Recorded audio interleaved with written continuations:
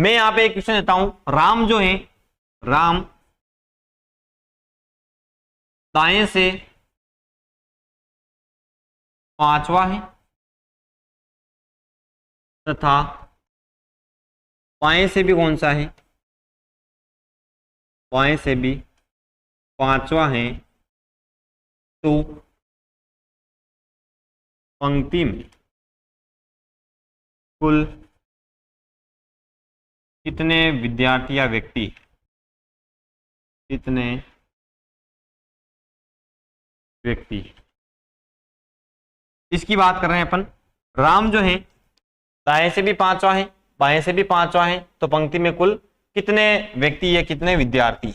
अब जैसे कि यहाँ पर इसके अकॉर्डिंग एक पंक्ति बनाते हैं, ये अपने एक पंक्ति बनी, इधर वाला भाग हमेशा दायां, इधर वाला हमेशा बायां, क्योंकि इसने कोई दिशा नहीं दी तो अपने अकॉर्डिंग इसको उत्तर की ओर मुंह करके बिठाएंगे।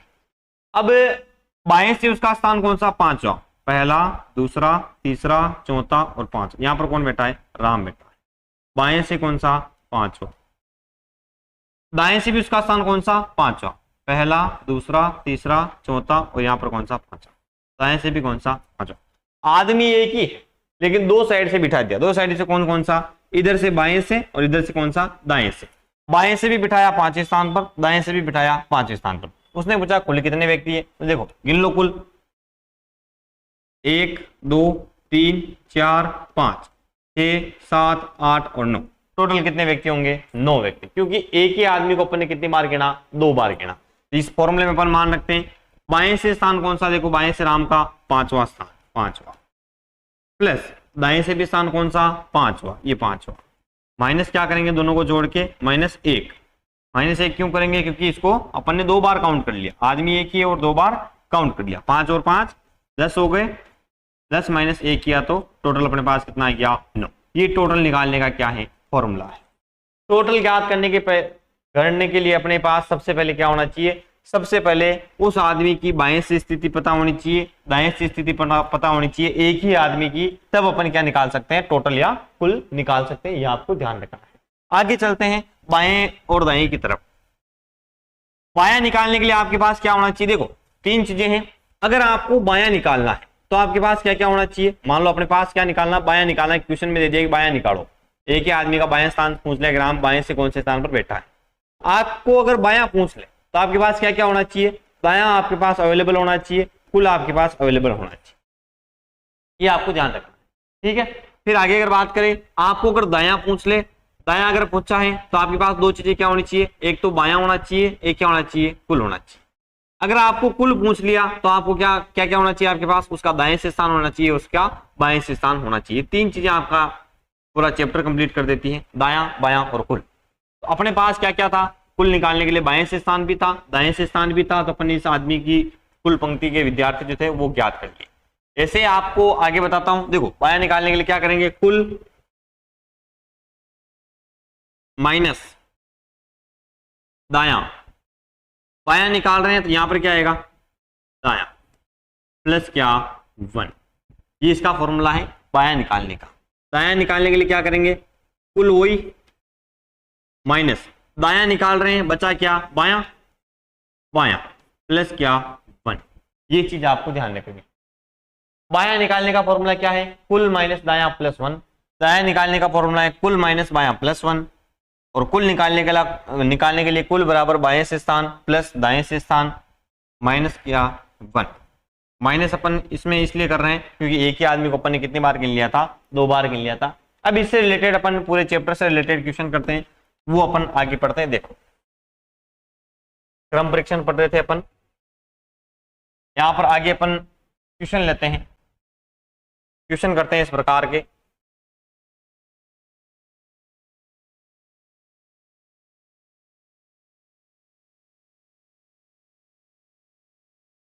देखो ये आपके सामने एक क्वेश्चन दिया हुआ है,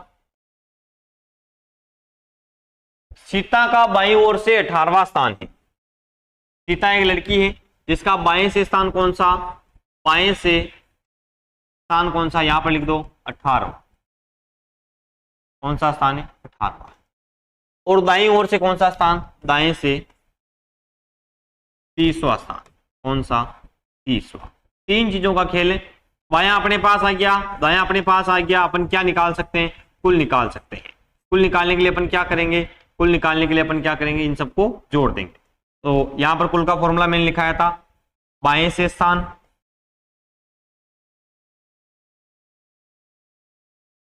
प्लस दाएं से स्थान। एक ही आदमी की स्थिति अगर आपको दोनों साइड से पता है तो आप कुल निकाल सकते हो, ये ध्यान रखना। दाएं से स्थान माइनस क्या 1। इसमें मान रखते हैं अपन सीता का। देखो बाएं से स्थान कौन सा है? बाएं से स्थान अपन ने लिखा यहाँ पर कितना? 18वां। यहाँ पर कौन सा? 18 प्लस दाएं से स्थान कौन सा? 30वां, ये 30वां। माइनस क्या करेंगे? 1। दोनों को जोड़ा, दोनों को जोड़ने पर कितना आएगा? 48। 48 से -1 किया तो अपने पास क्या बच गया? 47। उस पंक्ति में टोटल विद्यार्थियों की संख्या क्या है? 47 विद्यार्थी। ये आपको ध्यान रखना है।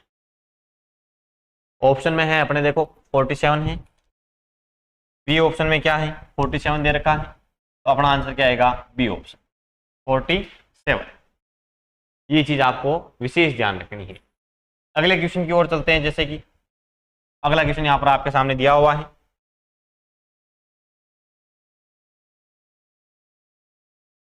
बड़ा कर देता हूं मैं इसको।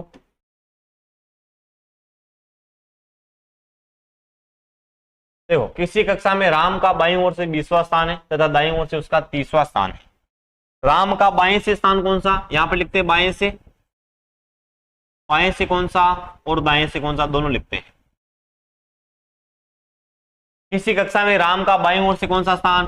20वां स्थान, और दाईं ओर से कौन सा स्थान? उसका 30वां स्थान। क्या निकाल सकते हैं अपन? कुल। कुल के लिए क्या करेंगे? सीधा लिख रहा हूं मैं, बाएं से स्थान 20वां प्लस दाएं से स्थान कौन सा? 30वां, माइनस क्या 1। 20 और 30 कितने हो गए? 50। 50 माइनस क्या करेंगे? 1, तो कुल अपने पास क्या जाएंगे? 49। ये आपका क्या आंसर? ऑप्शन में है 49, ये आपका 49, सी ऑप्शन सही है। ये आप ध्यान रखें। आगे चलते हैं, अगला क्वेश्चन लेते हैं। अगला क्वेश्चन आपके सामने दिया हुआ है स्क्रीन पे, इसको बड़ा कर लेते हैं। देखो ये पूछा है बाईं ओर से स्थान पूछा है ना, जैसा कि मैंने आपको पहले बताया था। बाएं से स्थान पूछा है तो अपने पास क्या क्या होना चाहिए? एक तो कुल होना चाहिए, बाएं से पूछा है तो कुल होना चाहिए और दाएं से स्थान होना चाहिए, और दाएं से पूछता है तो कुल और बायां होना चाहिए, और कुल पूछता है तो बायां और दायां होना चाहिए। तीन चीजों का खेल है। इसी कक्षा में रवि का दाईं ओर से 37वां स्थान है। दाएं से कौन सा स्थान? 37वां। उसी कक्षा में कुल विद्यार्थी कितने हैं? कुल विद्यार्थी हैं 80 छात्र।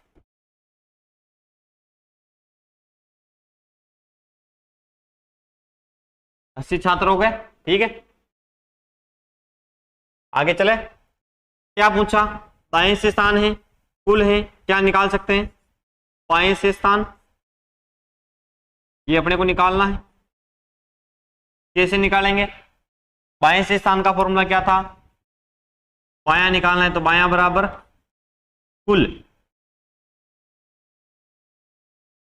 माइनस दायां प्लस क्या 1। अपने पास बायां निकाल रहे, बाएं से स्थान निकालना है। बायां बराबर कुल विद्यार्थी कितने?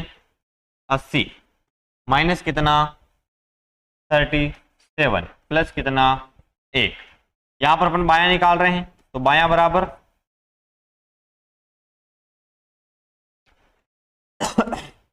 अपने पास बचे कितने 43 प्लस कितना 1 बराबर कितने होंगे 44। ये आपका क्या आंसर? ऑप्शन में है 44, बिल्कुल है 44। इसको अपन वापस चेक भी कर सकते हैं कि अपना आंसर जो आया है वो सही है या गलत है। वो चेक कैसे करते हैं वो देखो। चेक करने के लिए क्या करना पड़ेगा? चेक करने के लिए कुछ ही नहीं करना है। अपने पास देखो अपन ने क्या निकाल लिया, बाएं से स्थान कौन सा 44वां। यहां पर मैं लिख देता हूं बाएं से स्थान अपने पास क्या आ गया 44वां आ गया। और दाएं से स्थान अपना दे रखा है कौन सा वाला, 37वां। तो टोटल कितने आने चाहिए अपने पास, कुल 80 आने चाहिए। 80 कर लेते हैं। देखो बाएं से स्थान